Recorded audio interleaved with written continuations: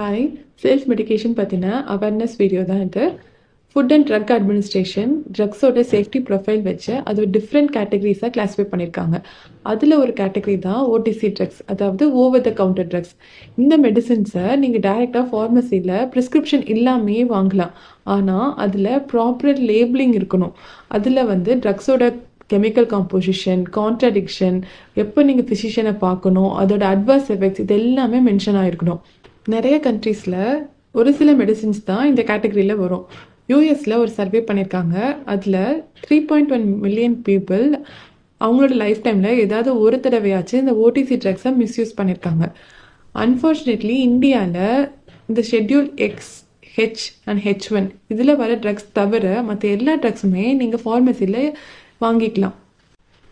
2015 டெல்லியில் dengue outbreak அப்போது aspirin அப்படிங்கிற டேப்லெட்டை நிறைய பேர் கன்சியூம் பண்ணியிருக்காங்க. ஆஸ்பிரினோட one of the major side effect என்னென்னா கேஸ்ட்ரோஇன்டெஸ்டைனல் ப்ளீடிங். ஸோ இதை தெரிஞ்ச Delhi government aspirin tablet with prescription தான் வாங்க முடியும் அப்படின்னு ரெகுலரைஸ் பண்ணாங்க. ஸோ செல்ஃப் மெடிகேஷனால டாக்டர்ஸ் ஃபேஸ் பண்ணுற மேஜர் சேலஞ்ச் என்னென்னா இந்த ட்ரக்ஸோட adverse reactions, drug abuse, antibiotic resistance and நான் லாஸ்ட் வீடியோவில் சொன்ன மாதிரி டிலேட் டயக்னோசிஸ்.